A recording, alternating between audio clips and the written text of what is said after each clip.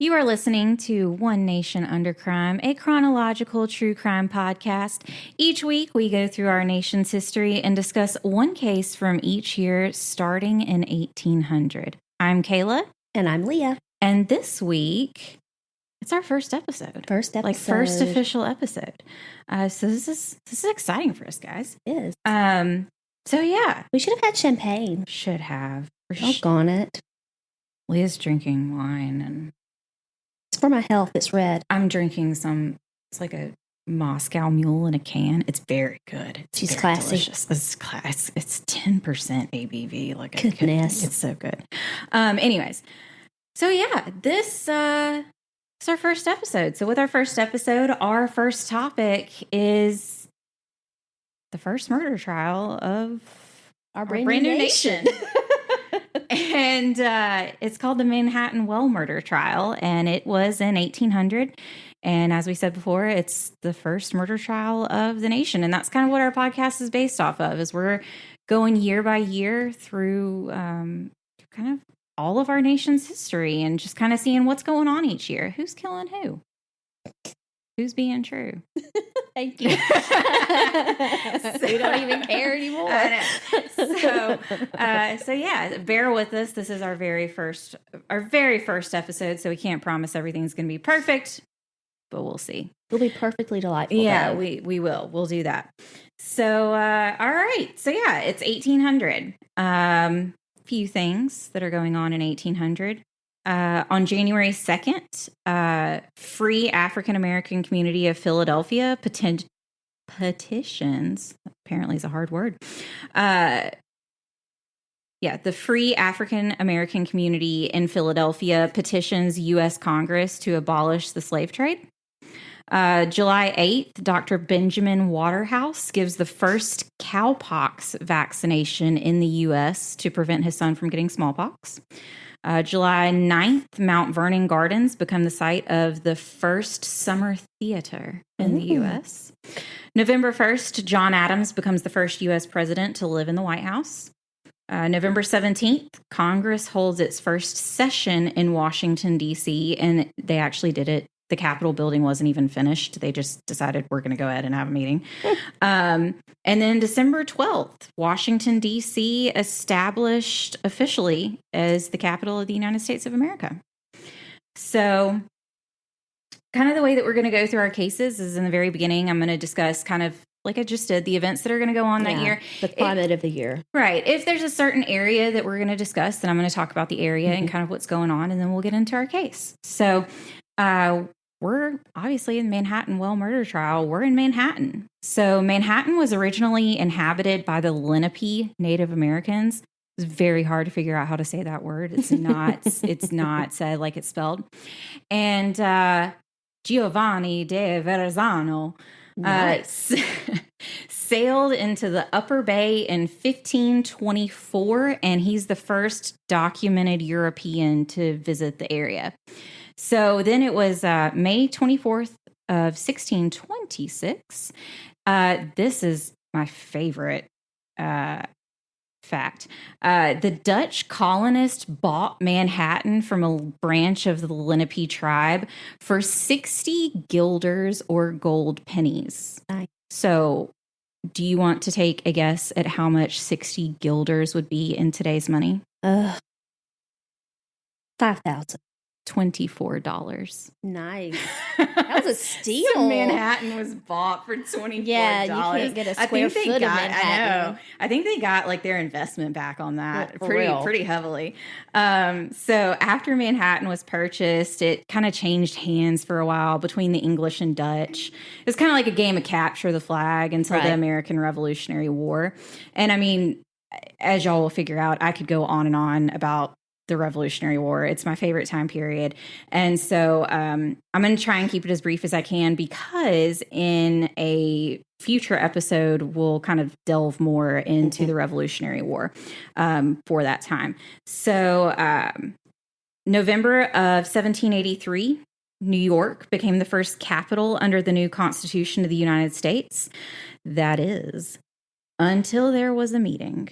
Dun, dun, dun. Which, thanks to Lin-Manuel Miranda, is now known as the meeting in the room where it happens. Alexander Hamilton, Thomas Jefferson, and James Madison met, and allegedly, when the men left, the banks were left in New York, and the South got the capital in 1790. So you got more than you gave? And I wanted what I got. There you go. So let's get into our first case, and I don't just mean the first case of our show. No. So December 22nd, 1799, her name is Guilielma. She goes by Elma, so we will say Elma. That's easier. Yeah, very much. Guilielma Elma Sands was seen leaving her boarding house, and she was last seen by a friend on Greenwich Street. January 2nd, 1800, Elma's body was found at the bottom of a well in Lispined Meadow. Elma would never know how much the end of her life would mark the beginning of an entire movement for the United States. Mm-hmm. She'd never, which is super sad. She never, I mean, you know, depending on how you believe in the afterlife, sure, she knows, but you know what I mean? I mean, you know, it's just one of those things. You never know how important you're going to be in your life. And she died, and we're talking about her today. Just a couple of years later. Yeah, so the Manhattan Well murder trial took place on March 31st, 1800, and it is the first recorded murder trial in the United States. So we'll get into our story here. Elma Sands was 22, and she resided at 208 Greenwich Street in Manhattan in the Rings boarding house. The Rings is the last name of the couple who owned it.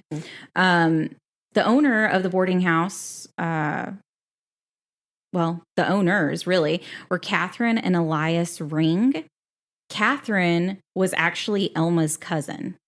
So that's how she ended up there. And then Hope Ring was another cousin of Elma. And she also lived in the boarding house with them as well. And then the other woman in the boarding house was Margaret Clark. And those were the only other two female boarders in the house than Elma. It was just Hope and then Margaret. So were there other boarders, but they were the only female boarders? Yes, okay. There were other boarders in the house. And that will bring us to our next point. Oh, well. It was then in July of 1799 that a 24-year-old carpenter moved in and shared a room with his apprentice. The young carpenter was Levi Weeks. So this is kind of an important thing, and I want to go ahead and insert this here, that our goal in these cases is to really focus on a victim and tell their story as accurately and as much as possible. But just in cases like this, they're so old. There's so little information on people back in this time. And so unfortunately, in cases like that, there's more information on the accused. I mean, you know, in this case, there's more information on Levi Weeks than there is Elma Sands. And as sad as that is, it's just kind of, you know, it just is. It is. And I hate that. So, I also want to just go ahead and say that we'll try to refer to the perceived perpetrator as the accused rather than the murderer. And I understand that that can sound kind of odd for some people, but we want to be respectful. There are descendants of these subjects out there somewhere. And we're not aiming to place blame when we don't know where it should be placed. It doesn't mean that in more modern cases, I will not go after some of these people, even if they're still alive. But if they're confessed or they're proven or they are a serial killer, in my professional opinion, they can rot in their cell, burn in hell, relive the torture that they did to their victims every day. Pretty much like Groundhog Day. Just every day you wake up, just experience everything, all the horrible things you did to those people every day. Because I can't stand these people. Some of them are just, they're sadistic and they're gross. And especially in cases like this, there's not a clear-cut answer, right. Spoiler alert, as to what happened. And we'll talk more about that later. So during Levi Weeks' stay in the boarding house, it was noted that he did pay close attention to both Hope and Margaret.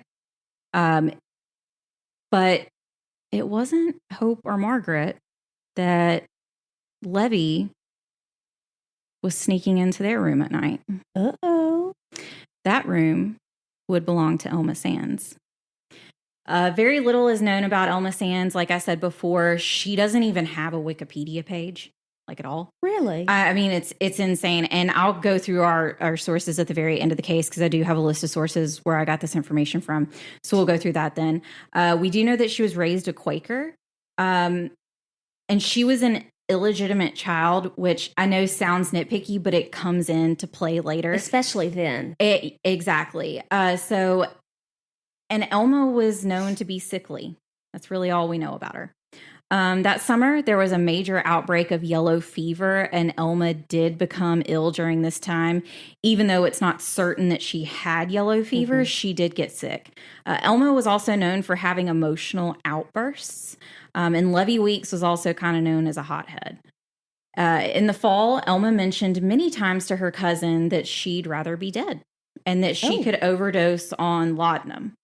And laudanum it's like an alcohol solution based, like a tincture. It's morphine derived from opium. And at this time it was used as a painkiller. Yeah, it's very, very addictive. Yeah. It's in all the movies you see back in that time, that's what the ladies are hooked on. And Elma's attitude very quickly made a big 180 at the beginning of the winter. And she was all of a sudden very happy and super excited about her future plans. Well, I know, right? So we're going to go into Levy Weeks a little bit. And this is where the story kind of ties together and gets real interesting. So Levy Weeks was the brother of Ezra Weeks, who was a very prominent architect in Manhattan. Ezra Weeks' biggest accomplishment is being the architect for the Archibald Gracie Mansion. And today, that's still the official home of the mayor of New York City. Cool. And he built it. So at the time, the Weeks brothers' main project was a country house called Hamilton Grange, which was located in Harlem Heights in Upper Manhattan. Ezra had strict orders to make sure this country house would be better than Richmond Hill, which for a short time it was the headquarters for George Washington during kind of the end of the Revolutionary War, the residence of John Adams during his presidency. And during this time, Richmond Hill was owned by Aaron Burr. I've heard of him. So I wonder why Hamilton Grange had to be better than Richmond Hill. And if the name Hamilton Grange sounds familiar, that'd be because Alexander Hamilton was the one who owned it. So yeah, unless you live under a rock, pretty much. You've probably heard those names. You know that Alexander Hamilton and Aaron Burr were at best frenemies. I think that's the best word to describe them. I think that's a good word to describe They were definitely frenemies. We'll get into this into a later episode, but this is not going to be the last time you hear those names together in an episode on this podcast. And this isn't really the only odd connection to this case either.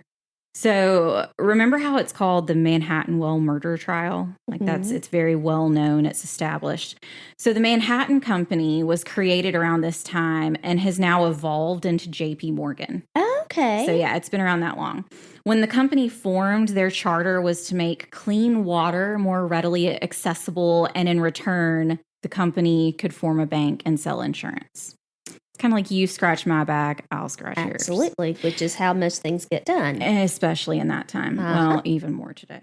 We're not going there. No. But the company didn't hold up their end of the deal, and so they came under fire quickly for not making more of an effort to provide clean water and were accused of only trying to gain more power in the city as it was growing. The New York Gazette published an article on May 1st, 1799. And this is so funny.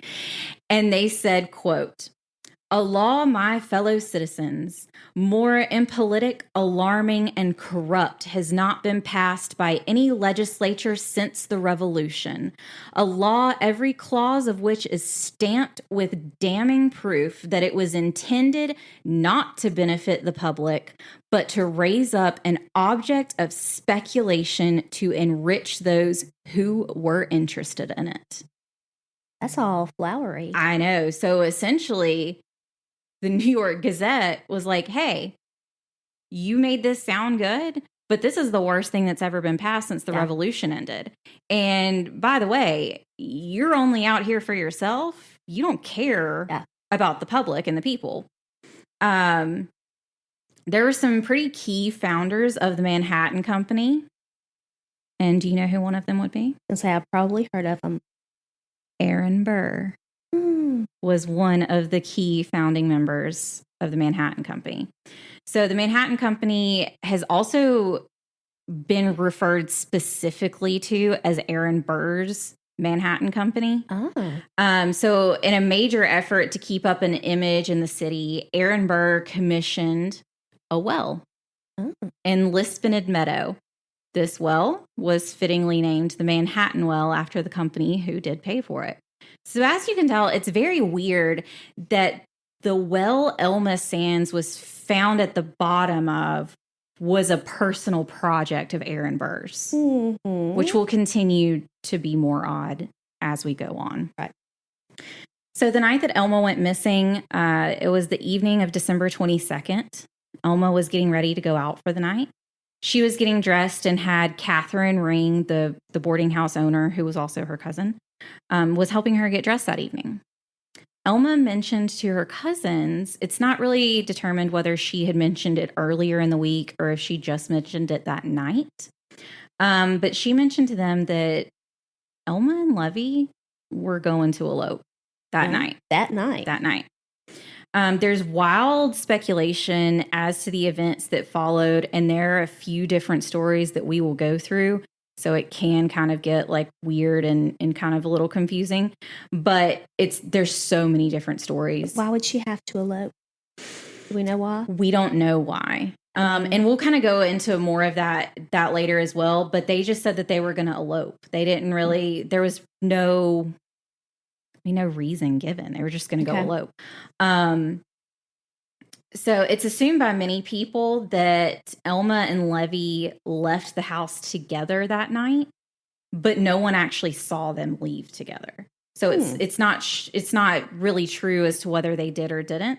And another story was that Levi was downstairs by the door while Elma was dressing that night. And around 8:00, people in the house heard someone come down the stairs. They heard whispering by the door, and then the door opened and closed again. But they don't know who the whispering was from. Don't know who it was. But one would think that it would be those two. Right, with Levi standing directly beside the door, then Elma coming downstairs.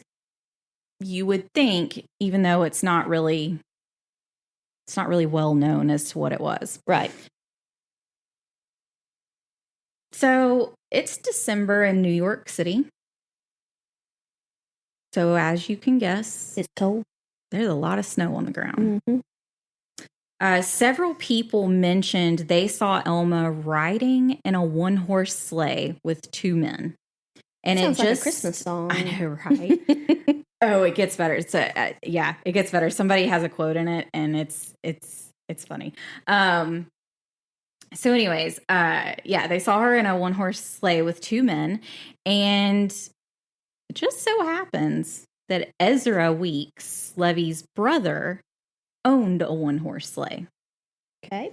A friend claimed to see Elma walking on Greenwich Street, and when the friend went to talk to Elma, the friend heard a voice say, "Let's go." But the friend did not see where or who the voice came from. So we've got one story where she was in a sleigh. We got another story where her friend saw her on Greenwich Street and went to go talk to her. Well, this could be just at different times in the same night, could it not? I mean, yeah. And that's what's so weird about it is it's like the time of when things happened. It's like nothing was really adding up. It's very odd how all of it happens because it's one theory to assume that all of these things are true, but then it's also another that none of them are true. Sure. I mean, this is just hearsay. Nothing is proven. Yeah, nothing is proven. There weren't video surveillance cameras at this time. Not at all. So Elma told her friend goodbye and to have a good night before she continued down the street. It was just 30 minutes later that someone yelled murder and Lord help me in the area of the Manhattan Well. This part of the timeline is very important because this is when another part of a story comes into play that is like way too convenient to ignore. After the screams were heard, people claimed to see someone in a one-horse sleigh riding away from the area. But just one person. Yes. So neighbors of Ezra Weeks said they did see him leave his home that night with the sleigh. And others said that they saw a sleigh beside the well with 2 men and a woman in it. And they were laughing. Like the group of people in the sleigh, they were all laughing together. And like that's having really a good time. Yeah, like just chatting, having a good time, telling a joke, whatever, you know. I'm going to get married. We're happy. But no one can positively identify who was in the sleigh at that time. It's, you know. Is it kind of accepted that that's who it was? It's kind of accepted that that's who it was. And then, you know, the only thing that people can definitively say is that they saw Ezra Weeks leave his house with his sleigh, but not who it was, you know, anything or like when that. he returned. Yeah. So, Encyclopedia.com stated, quote, the entire scenario involving the sleigh has a macabre resemblance to the song Jingle Bells. Except that no bells were involved, and the ride ended in cries of murder, which no one bothered to investigate. What? It's then stated that Levi returned to the boarding house around 10 o'clock, and he was wondering where Elma was. Like, he's back. Where's Elma? Like, I'm here. Where's she? Where you at? Did you say where you at? Where you at? I hate that. He expressed concern that she was out so late, and then he also denied leaving the house with her that night. He said he never left with her. And nobody can prove that because they just heard whispers, but they never, nobody had eyes on them. No one actually saw them leave together. Gotcha. Catherine Ring, the cousin, boarding house owner as we know her, she did this thing that I feel like you and I would totally do. Oh, dear. And so Catherine was super suspicious when Levi said he hadn't seen Elma, given everything that she knew about the elopement and everything else. Yeah. But Catherine sat on her suspicions. Ooh, she didn't for let the cat a out few of the days. bag. Gotcha. She wanted to see what Levi was going to do. She wanted to watch the squirm.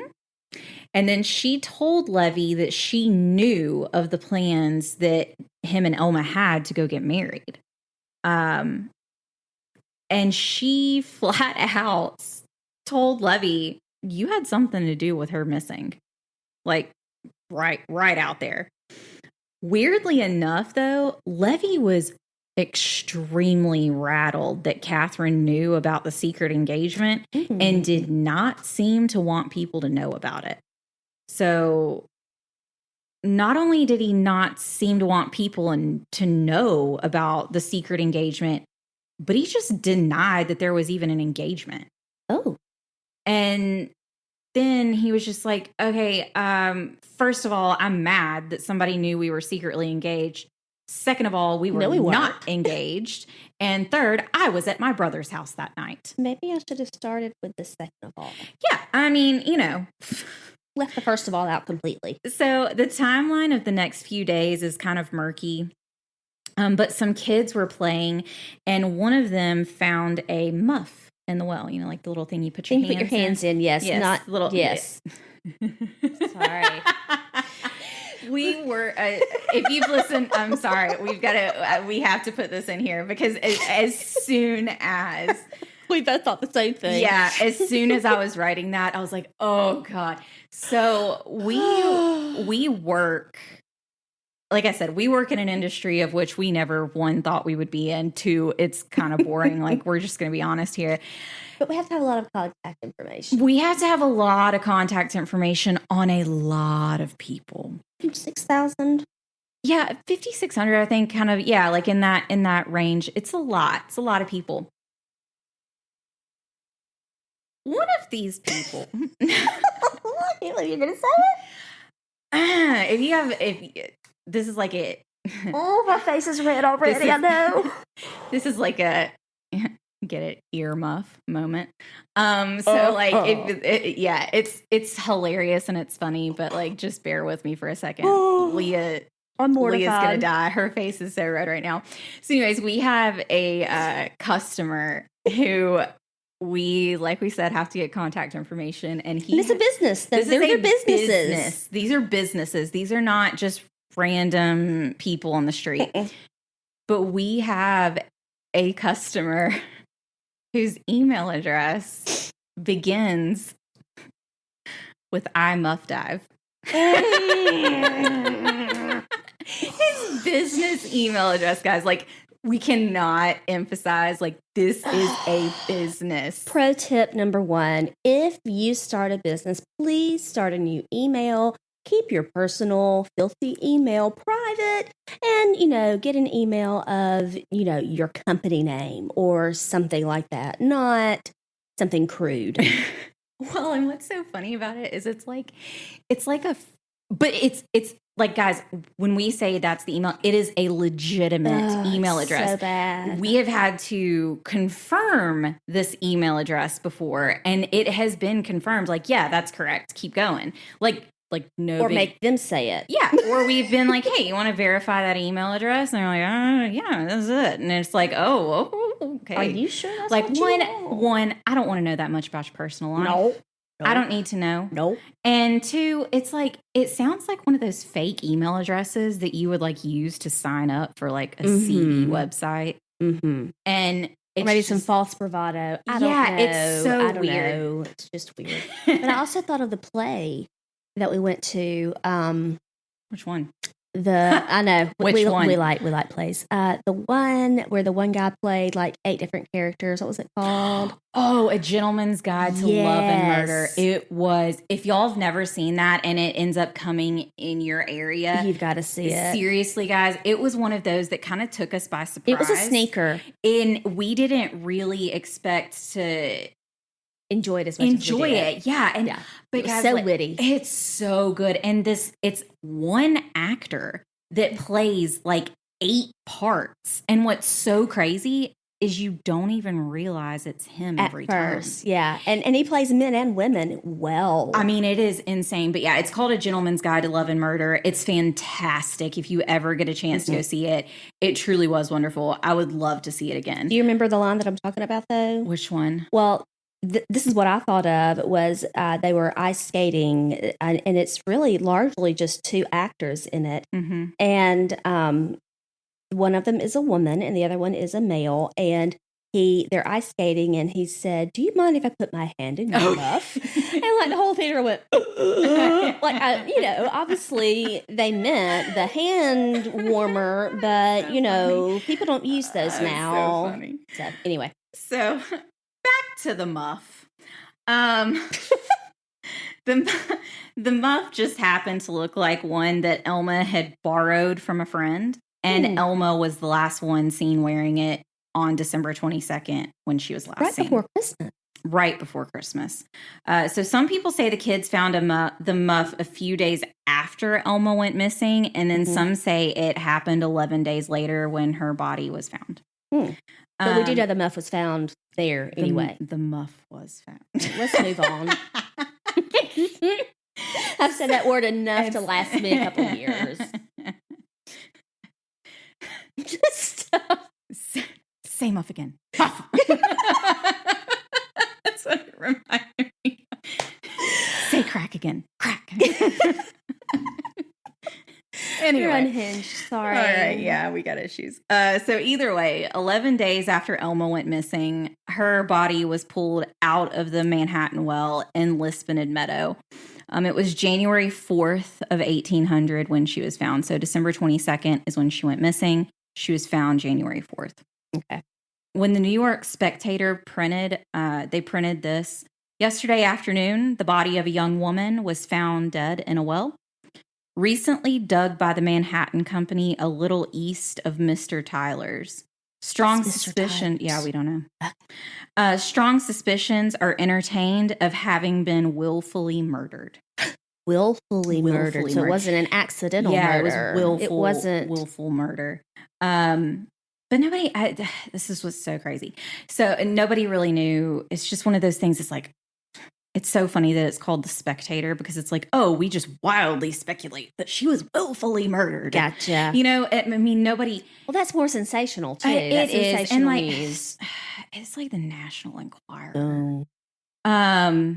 where it's like Princess dies, still alive? ? And I'm like, God, I wish she was. Yeah. Anyways, that is a case I would love to dig into, but you know, who knows? Maybe a bonus episode. It didn't happen in America. So. It didn't, but it's gosh, she's got such a good story. I think that was my senior year of high school that happened. All I remember is the Princess Di Beanie Baby coming out, and there were two of them. One of them was blue, and one of them was purple. And if you have one of them, it's like worth a ton of money. I didn't do the whole Beanie Baby collection. I did, and I had the Princess Di. Full disclosure, guys, I had the Princess Di Beanie Baby. I also had the specially made crown for the Beanie Baby, and then I had this like acrylic cylinder that had a top on it. That you put the little Beanie Baby in. So it like keeps all the elements. Yeah, kind of like what people put like Barbies in or stuff like that. But it was for Beanie Babies, and I have no clue where it went. I could be a millionaire, but this Beanie Baby is just it's gone. It's gone to the wind. I don't know where it is. It's really depressing. I did not know that about you. I had a lot of Beanie Babies. It was a dark and wonderful time in my life. Beanie Babies and Pokemon cards everywhere. So anyways, this is also too where we discussed it in our intro episode, but I'm going to go ahead and interject like our disclaimer here. I will always try to not go into deep detail of injuries or into especially violent manners of death on this podcast. So I'm going to give you a trigger warning level, and you can determine for yourself if you want to skip forward a few seconds or not. And these are going to kind of be the levels of which they are and that, you know, we can kind of go off of. The levels are going to be low, medium, and high, because why not? Since this is a pretty true standard, right? Pretty standard stuff. But you know, this is a true crime podcast, and there isn't going to be an episode without violence at all. Sure, because somebody dies, right? Well, in most of our cases, right? Tragic things happen to people. Yes, tragedy befalls. Right. So, because of that, a low level in this, a low level trigger warning would be a very basic description, and it's pretty quick. Something that I would still listen to. Yeah, it's something that like it's kind of quick. It's not great, but like you're going to hear about injuries, but it's going to be quick. I'm going to be done 10, 15, 20 seconds tops. Like it's not going to be very long. Then you're going to have a medium level, which would be, it's going to kind of be a really violent description. It's going to be more violent, more in depth, but still relatively quick. Not one that not drawn out. Right. I'm not going to dig deep into it. It's still going to be pretty quick, but it's still going to be like a little cringy. And then there's going to be a high level, which the crimes are going to be pretty heinous. And the description is going to take a little bit longer. The only instances where there would be a high level would be a case where the description is just vital to the victim's story. And it's not at all for shock value or sensationalism. I just want to make that very, very clear. I know there can be a very fine line between respecting a victim's story and wanting the victim's story to be heard and not glossed over. But then the other perspective, which makes people not like true crime, is that, all the detail. Right. Or it makes people think that you're exploiting the violence that led to the end of someone's life. And that's never acceptable. No. Those things don't need to be glorified, but I don't want to disgrace the end of someone's life by not telling their story. Because every life is precious. Every life is precious, no matter what. And, if you skip over the way someone tragically died, you're also skipping over that part of their story as a person. And sometimes the way that person died is almost as important as they lived. Yeah. And so, I just want to make sure, that that's very clear. That's not at all what we're here for. We want to make sure that these stories are told as well as we can. And we do want to make sure that the victims are highlighted in these cases. And I'm going to go ahead and say there is an episode that will come up soon that it is a high level warning, and we'll go deep into it in the show. But it can be pretty bad, but I'm going to go ahead and let you know before any of that happens. I think she's going to turn me off on that one too. Yeah, Leah's going to have to walk away, but it's pretty bad. So after I tell you a trigger warning level, I'm going to give you a short kind of 3, 2, 1 countdown, regardless of the level. Even if it's a low level, I'm still going to give you a little countdown in case you need a second to find the skip ahead button, or you got little ones and you don't want them to hear. I want to give you enough time that you can make that decision for yourself. Right. So with all of that said, this is a low level description. So it should be good. Right. But we're going to start it in 3, 2, 1.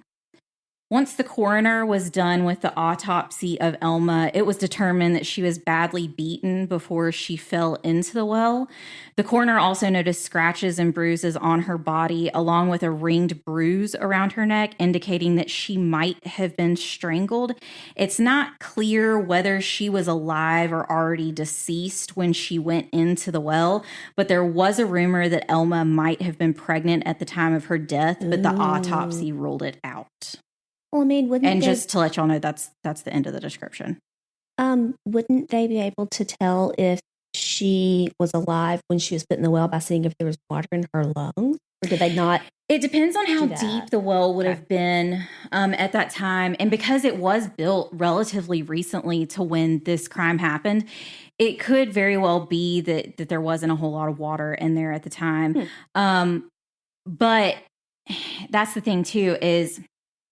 then you kind of get into, well, was she alive when she went in? Was she not alive when she went in? And then we're going to get to somebody else who says she jumped. And so, so it's, I don't believe at that time it would have been very well, I guess, explored to see if she did, if it was a drowning situation. I'm not sure if that would be kind of an autopsy level that they would be at that time. And that's what I was kind of asking. Do they have because that science yet? yet? Yeah, they don't really discuss that in detail as to whether, that did happen. And I think part of the reason would be the injuries that she sustained that makes them believe possibly that she was not alive when she went in, because of what was on her neck and kind of everything else. Those could have been defensive wounds, could have been that she was fighting back. But, her back, those marks could have been from the side of the well. Scratches. While she went down. You're not sure. I mean, and I hate to think about this because it makes me cringe. But you ever get you like scrape your leg on like bricks. Yes, You know what I mean? White and ashy. Yeah, and it's like, and it's one of those that like, sorry guys, I know this is gross, but like you skin your knee and it gets that like fluid on top of it where it's not like bleeding, but it's like this little, I can't. But there's a word for that stuff. I don't remember what it is. I don't know what it is. I'm not medically inclined. Is what it is. But But what your scab forms with. I know, but it's still, it's gross. And I'm sorry. I'm sure there are people who are like screaming it at the podcast. Sorry. This is what it is. Sorry. We know just a little bit about everything. Yeah. So there's so many bizarre things that happen in this case. And personally, I think this is the weirdest. Before Elma's official funeral, her body was, quote, displayed at the Rings boarding house. Yeah. So I mean, because I know they would sit up with the dead, but this is like a different verbiage here. It's not like a way. Displayed. I would not have been there. No, there were so many. I probably would have. You would have. There were so many people who came by to see the body that the crowd grew too large, and her body was moved to the street. Oh my! To the street, like. Okay. So kind of like an artist that isn't appreciated until they die. Yeah. I mean, it's crazy. Yeah. It's so official. When I die, don't put me on display. Like, you can have a closed casket. That's cool with me. Seeing people in caskets just creeps me out. I'm not a fan. Sorry. Segue. Jody, if you're listening. Or Michael, my husband. All I can think of is the conversation. What? That she had with JCT. And y'all know the conversation. And Jody, I apologize if any mental and emotional That sounded evil then, just then. You did, but that was, I'm sorry, you're just talking about what you want to happen at the end of your life. I don't want to be cremated like we did my dog. Yeah. And I poorly explained to my 4-year-old nephew, because he was a Mastiff, and Mastiffs are huge. He was 130 pounds. And my sweet little innocent nephew asked me if we were going to bury him. And so thinking of the if best you have way, small children, do not let them listen to this, because Leah's already scarred one child for life. He was actually okay. Yeah, but it was unexpected. But yeah, so can I see his tail? Yeah, he asked me if we were going to bury him, and I said, well, we left him at the vet, and they're going to make him smaller. You know, my philosophy is just answer the question and don't give any extra information, you know. Leah, and I was thinking like Willy Wonka has the shrink ray, like maybe he's thinking that. I don't know. I mean, I was just trying to He's a smart child. He is very inquisitive. And likes to figure things out, and I should have known better, but he was like, I told him they were going to give him back to us in the container, and he said, ooh, that's a lot of giblets. A lot of giblets. I mean, from a 4-year-old. And then he, requested, hey, could I see his tail? Could I see his eyeball? Yeah. So then Leah proceeds to tell her sweet, innocent nephew, I had to explain. Sweet JCT, that no, they're going to burn him.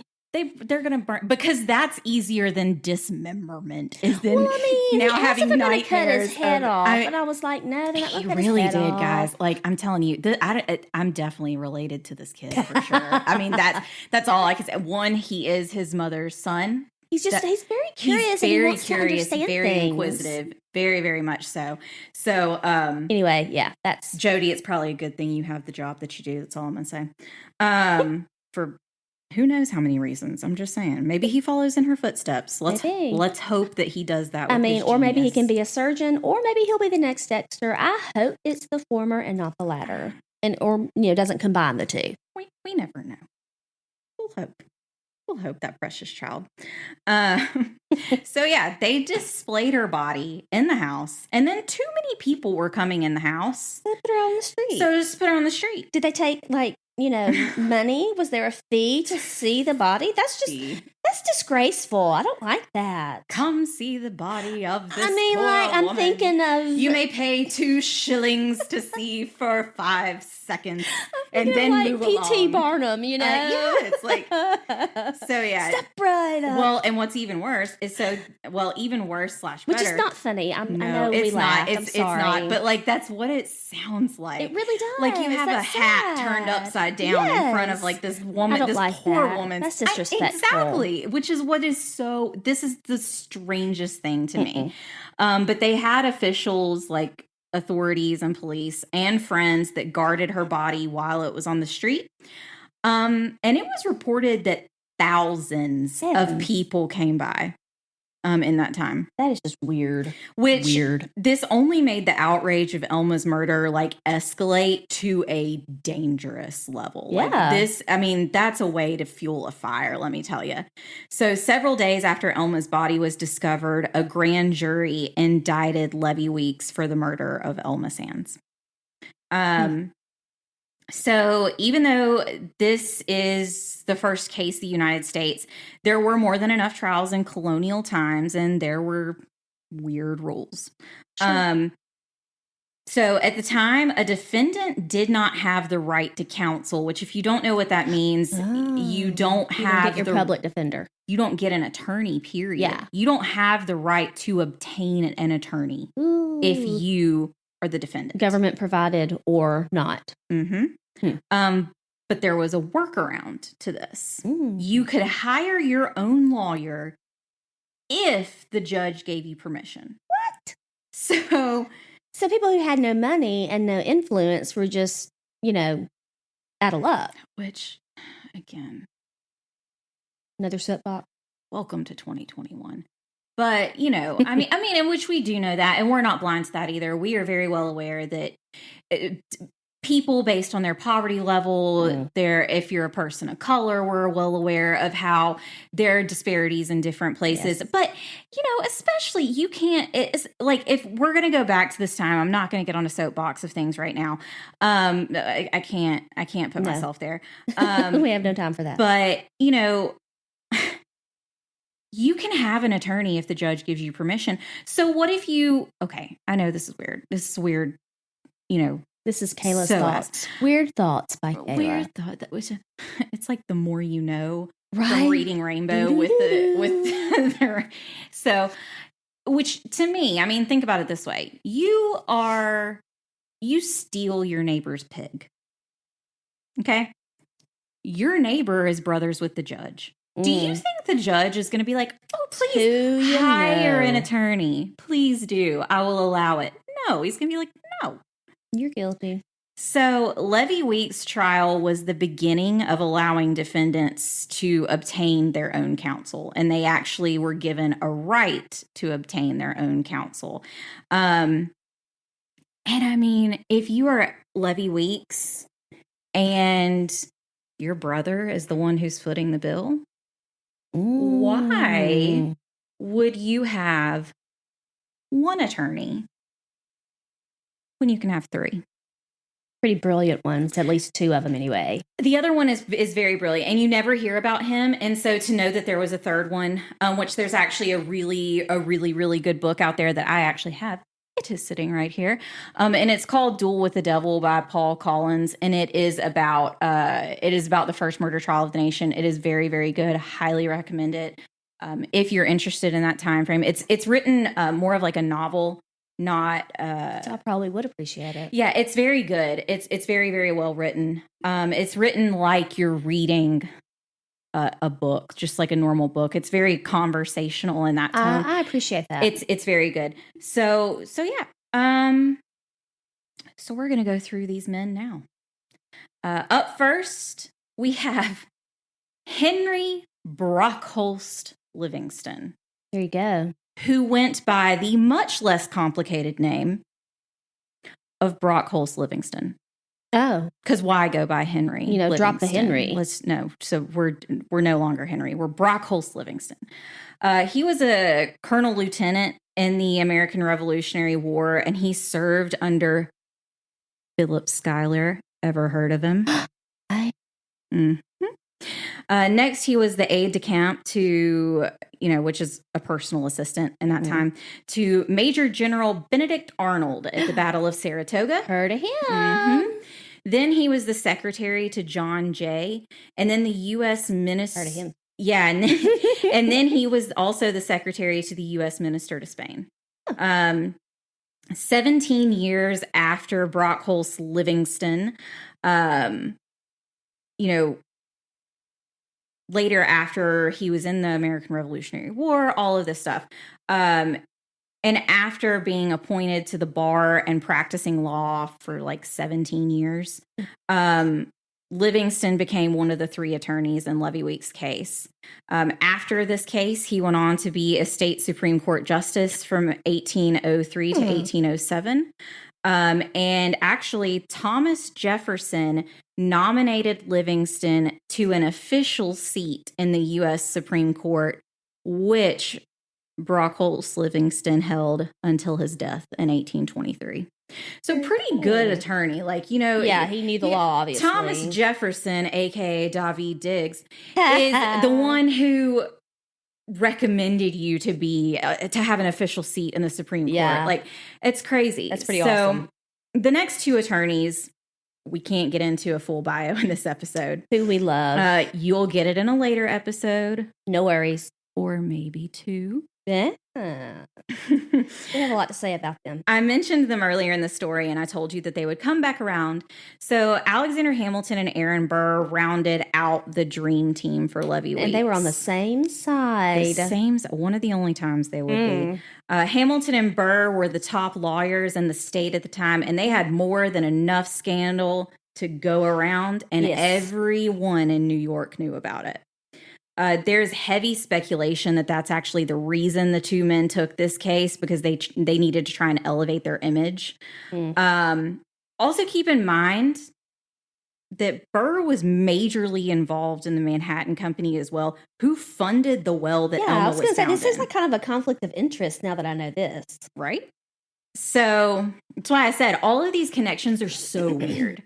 So at that point, it would only make sense for Burr to try and do everything to preserve the reputation of this newly built well, for his personal image, and then the image of the Manhattan Company.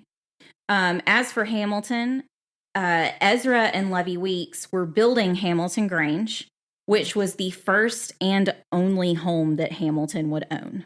Yep. It's possible, Hamilton felt like he was obligated to help in the trial, but also Ezra Weeks was very prominent in Manhattan, in his own right, and had a lot of money. So it's very possible too that Ezra just shoved money at the situation. And the brothers living in a boarding house. Mm. Just bringing that with up. his apprentice. It's odd. Just saying. Are we full brothers? Are we half brothers? I know it's very weird, but I mean, we'll see later. Levy's brother being an architect definitely works out for Levy later on. So we discussed it in our intro to this podcast, and this phrase is how this podcast came to be. So Lin-Manuel Miranda wrote in the musical Hamilton, quote, "Gentlemen of the jury, I'm curious. Bear with me. Are you aware that we're making history? This is the first murder trial of our brand new nation, the liberty behind deliberation." I sang that in my head. I know, I did too. It was very hard to actually read. So the trial began on March 31st, 1800. It was prosecuted by another man with a wild name. He was a congressman, and his name was Cadwallader Colden. Ooh. Cadwallader Colden. Like, is Cad one word and then Wallader? No, or is Cadwallader one word? Cadwallader. Like interesting. Cadwall. I don't know where it came. My brother-in-law had a dog named Cattywampus because she worked crooked. They walked crooked, not worked. She walked crooked, and they called her Catty. Well, if she walked crooked, then she worked crooked. Well, think about it. Because she got hit by a car, but then she got hit by a car again, and it straightened her out. I mean, if there's one way to do it, I guess. Yeah. Just saying. But yeah, that made me think of her. It's either going to take you out or fix you. There you go. I've been run over by a car. What? I'm sorry. We can't just gloss over. I'm sorry. I got ran over by a car one time. Have I not told you this? When you got ran over by a car? Yeah. No. My sister ran me over. Jody. Jody, if I could say your whole name on this podcast. She did. She had a Volkswagen Bug. It was like half. You know, Jody's on the other end, and she's like, "That is not what happened. That is not what happened." No, this is all truthful. We've told this story together many a time because it always gets the same reaction that you just gave, and it's so funny to me. This was long ago. She was in high school. I was in middle school. Keep in mind, long ago, coming up hard on the age of 60. You are so hateful. I'm not 60. Yet. I'm not close to it. Not even close. Closer than I am. Anyway. So, anyways, how did you get ran over by your sister? She had the first thing is, I'm very glad she had a Volkswagen because it's a very lightweight vehicle. So that we're thankful for that. So our driveway was not very long, but we stopped. She stopped at the very end of the driveway for me to get out and get the mail. We were coming home from school. And I left the door open, the passenger side door open. And then I decided I was going to get back in the car to ride the, 10 feet up where she was going to park. And I had my hand on the door and she pressed the gas. And my thought was, okay, I need to hold on to the door or I'm going to get run over. Right as that thought came through, the back tire tripped me up and I fall over and the back wheel comes up and it is on like right below my knee.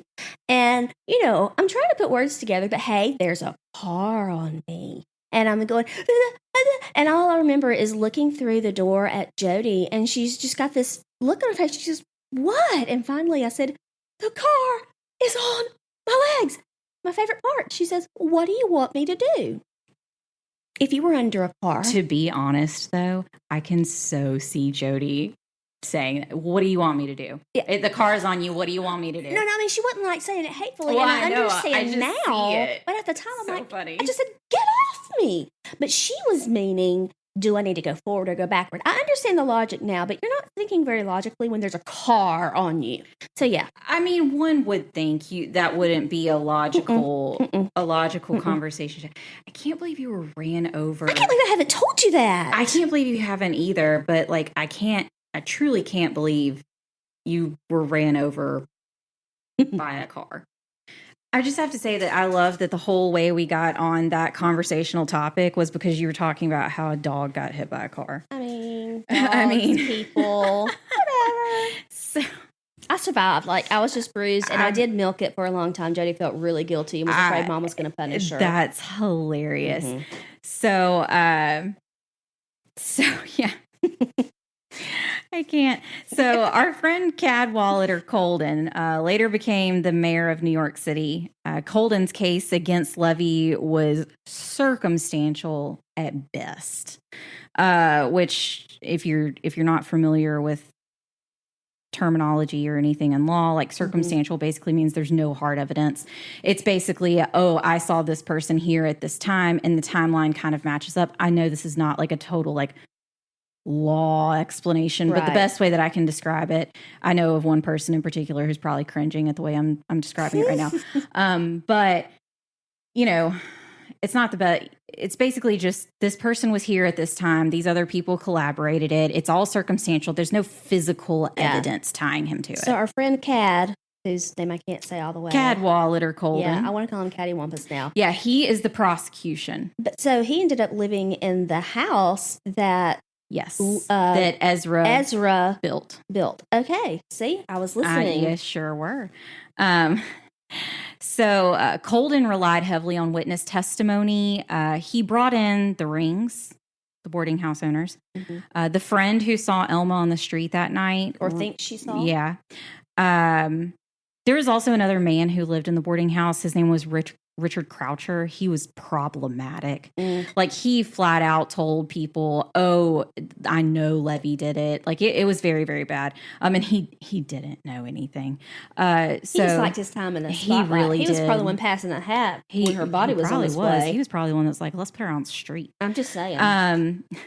So the men who found Elma in the well were also called to trial, and witnesses who saw that one horse open sleigh that night.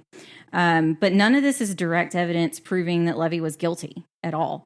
The defense pushed back with a story of their own, and they are the ones that claimed Elma might have completed suicide on her own by jumping into the well. And the scratches could have been, but the ring around her neck is what's problematic. Concern. Mm-hmm. Or maybe did she have on like a cloak nothing or something was that said. may have... Yeah, nothing was said that she was wearing anything kind of like that was around her neck. Because that would make sense. If it was like a scarf or something like that. A scarf or even a cloak or something. I don't know anything about her personal life. Maybe it was a hickey.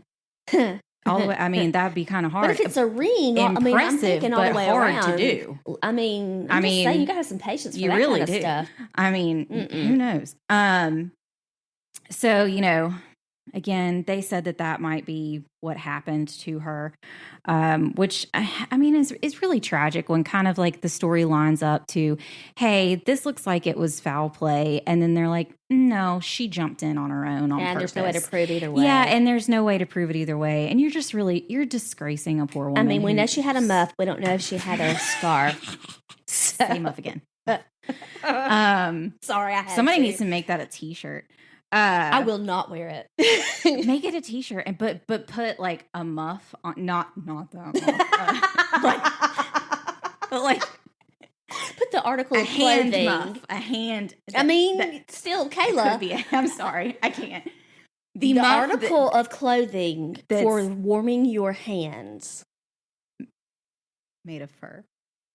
I'm sorry, beaver fur. I can't. No, I'm sorry. I'm sorry. I'm sorry.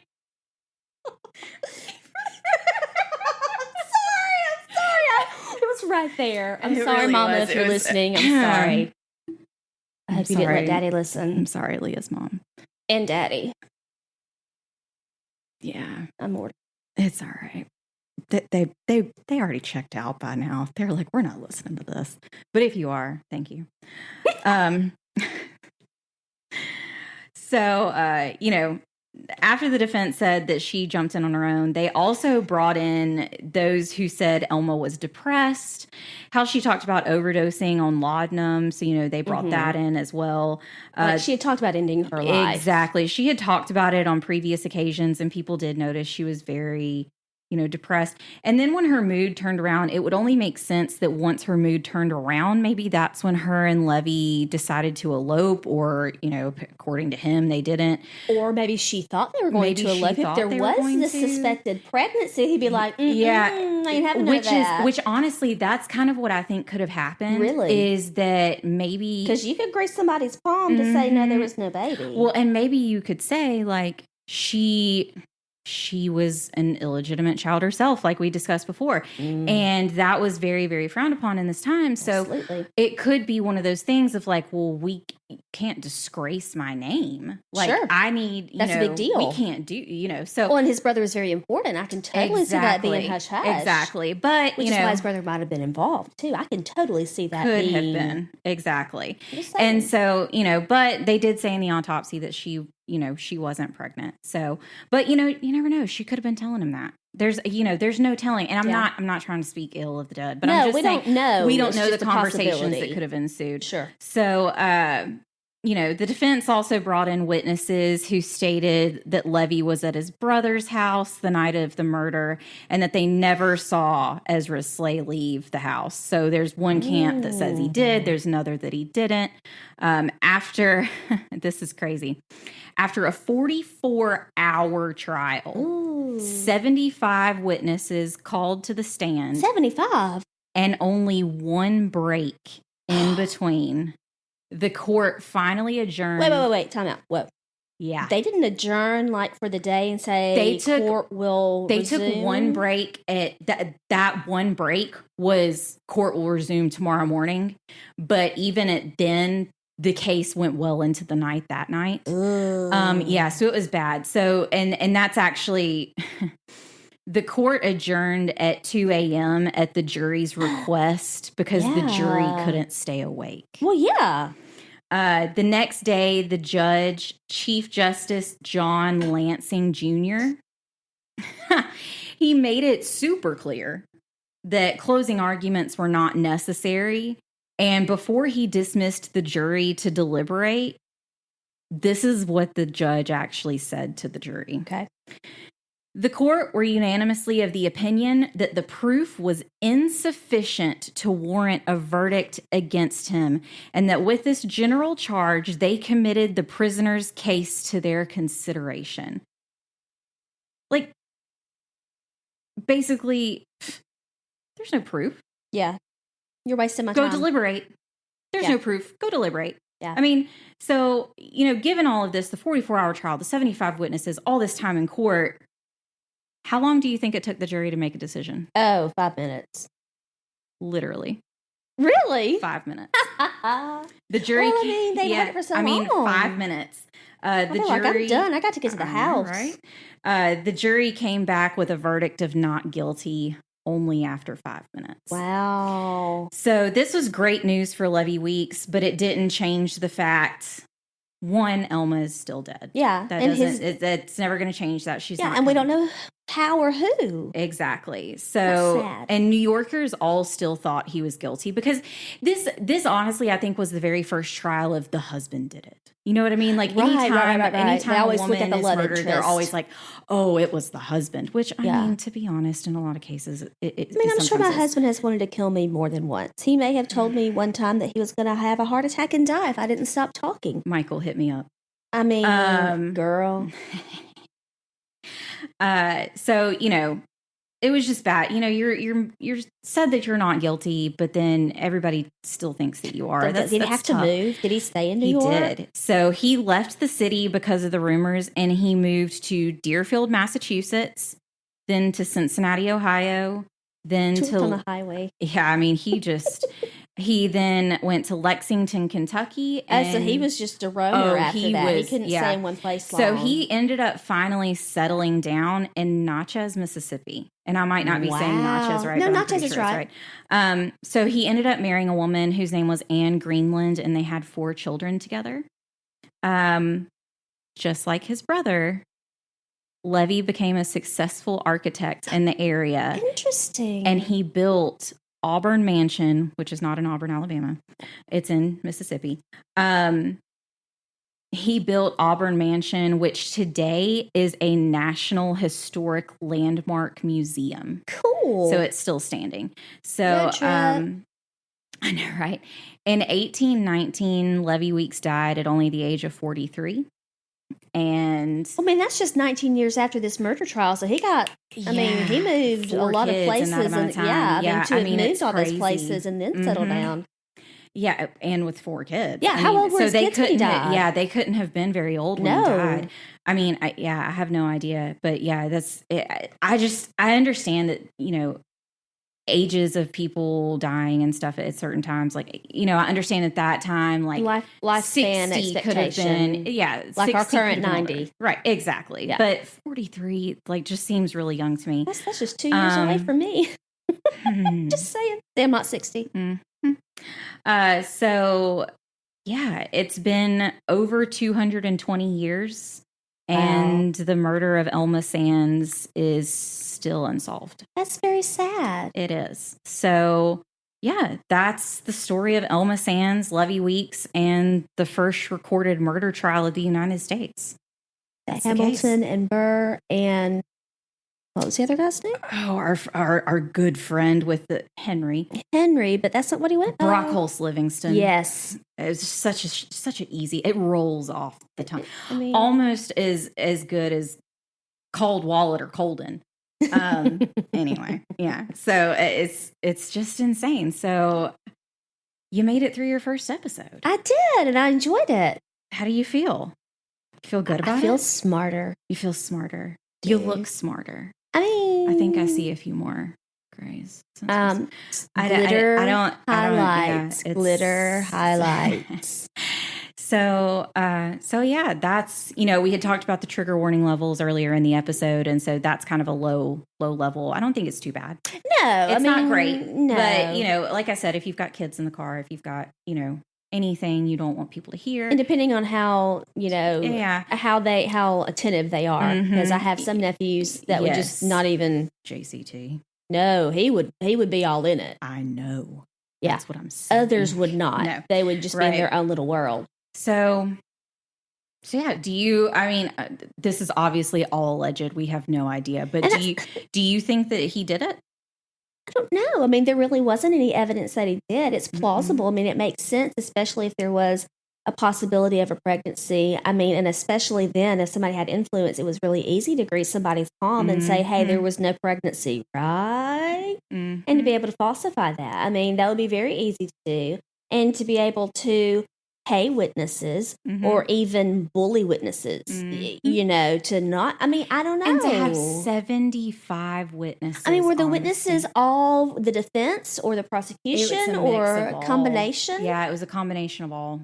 Yeah, I mean, that's a lot of witnesses. It's a lot. I mean, it sounds like someone's trying for a filibuster, Yeah, it really is. It's just, God, it's so much. But yeah, I mean, I'm with you. I don't know either. I can't. Obviously, we can't want him speculate. to not be guilty. Yeah, it's one of those things, like, I hate it because it also feels like he was railroaded at some points, especially by that guy I told you about, Richard Croucher. He really went after him hard. Or even, I mean, my thoughts are even he could have let his influential, needed to keep appearances up brother know his plans, and his brother be like, no, I'm going to take care of this, son. Exactly. I mean, that's possible. I mean, maybe Levi didn't have anything to do with it, and Ezra was the mastermind. He had his, number two right there with him, and he was the one in the open sleigh with her. Or what if Ezra knew that they were going to elope and he didn't want to lose Levi, who was his brother and one of his best workers? Yeah, that's what I'm saying. Like, he got wind of it. He's like, I'm going to put a stop to this. This has got to stop. I'm just saying. It's like, oh, look at the nice snow outside. Let's take a ride in the one horse And then somehow sleigh. Levi doesn't get in the sleigh, and then because no one saw them leave the house together. Right. Well, and then there were two men with her, allegedly. Who knows who they are? It could have been Ezra and, but then to say they were all laughing in the sleigh together, but they were beside the wheel. Maybe they were known to laughing each other. Yeah, it's very weird. And like she had no idea that he knew what was going on. Yeah, well, and I mean, until it was too late. I mean, two people can overpower one very easily, especially if it's two men and one woman. Yeah. I mean, and this was a time too when like gender roles were very, very strict, and women were considered frail, and things like that. And especially she was sick a lot, so she's not very strong to begin with. And the fact that she was stepping out with two men in an open sleigh, I'm sure that raised some eyebrows too. Sure I'm just saying. But then what's so crazy to me is that you hear someone yell murder and no one go look into that. So then where's the person who yelled murder? That? Because you didn't call them to the stand. You couldn't have 76 witnesses? Yeah, drew the line at 75. I mean, 44 hours and 75 witnesses. That's it. Didn't have 5 more minutes to spare. It's, guys, it's just insane. I mean, kind of frustrating. It really is. And unfortunately, a lot of these cases are going to be pretty frustrating. That makes me unhappy. Some of them are pretty cut and dry. But, then there's like this one. There's a lot of speculation. And he was pronounced not guilty, So, I mean, at that point, he's acquitted. Well, I mean, if you're looking at the case, the way it was presented, the prosecution really didn't have a case, really. It was just hearsay. There was no concrete evidence. And, I've watched How to Get Away with Murder. I know Annalise would spin that yarn. And, if you have reasonable doubt, then they're not guilty. And that is, which... I am sure later on down the line we'll cover this case, and I know that it's real controversial, but Scott Peterson. Oh, I've done a lot of research on that, and I'm not here to say whether he's guilty or innocent, but what I can say is it was a true case of reasonable doubt, that there's so much doubt there. And he had a trial. It's called like a trial by media, that basically the media made him guilty. Sure. And, and like, again, and I know like recently they just agreed to relook at his case. And I don't know if you know that, but just like in the past couple of weeks, they just said they were going to look at his case. And I mean, and I think that in that respect, no, I don't think that there was a fair trial, because I do think that it was a trial by media. And there was no way to not hear about it. And his attorney even came out and said, you can hate this guy. I hate him. Doesn't mean he killed anyone. And let's check get that too, but he could have. But he gave me a butt, but he could be an innocent butt. Right. But I'm just saying, like, reasonable doubt, guys. Like, reasonable doubt is the core of those trials, because if you have enough reasonable doubt, I mean, you got to be not guilty. That makes me think of an episode of the Andy Griffith Show, my favorite show. Just got to say, Friends is number 2. Andy Griffith is my favorite show, and Aunt B is called to be a juror, and she says, "I just don't think he's guilty. His eyes are too kind," and it turns out he's not guilty. I'm just saying, Aunt B knows. That is true. So, yeah, I think that about wraps it up. That's our first episode in the books, guys. Thanks for listening. It's crazy. So, yeah, you can follow us on Instagram at One Nation Under Crime and on Twitter at ONUC Pod. So, One Nation Under Crime Pod, ONUC. If you love our podcast as much as we do, please follow us on your preferred podcast platform. We dropped a few episodes all at once. So be sure that you follow us so that you can get all of the new ones that are coming out as soon as they come out. And recommend us to your friends, your family, your coworkers, your dentist, stranger on the street. You know, I'm not saying grab someone's phone and do it for them, but maybe gently encourage them to do it in front of you. Or if you need to make small talk somewhere. I mean, I'm just saying, it's a great topic. It's fine. It's great. And if you feel like it, I know we're only one episode in, but hey, you might love us enough to leave us a 5-star review on Apple Podcasts. That helps the podcast just get more notoriety. Kind of helps a few more people see us. If you have any questions for us, you can email us at onenationundercrime@gmail.com. And if you listen to our intro, of our episode 0, I guess. There you go. Our intro to intro. If you have any good family stories, maybe someone in your family who's famous, or you have family lore that's just like wild, as we discussed. If you have family ghost stories, just put them to my attention. Or if you've been run over by a car. My name is Kayla, Kayla. Or just something totally cool and unique that's in the history of your family. Email it to us. Like, we would love to read it. We'll email you back. And yeah. Thanks, guys, for listening to us on this week's episode of One Nation Under Crime. We will see you here, same time, same place next week. Same time, different crime. There you go. And remember, there isn't always liberty and justice for all. We'll see you guys next week. Bye.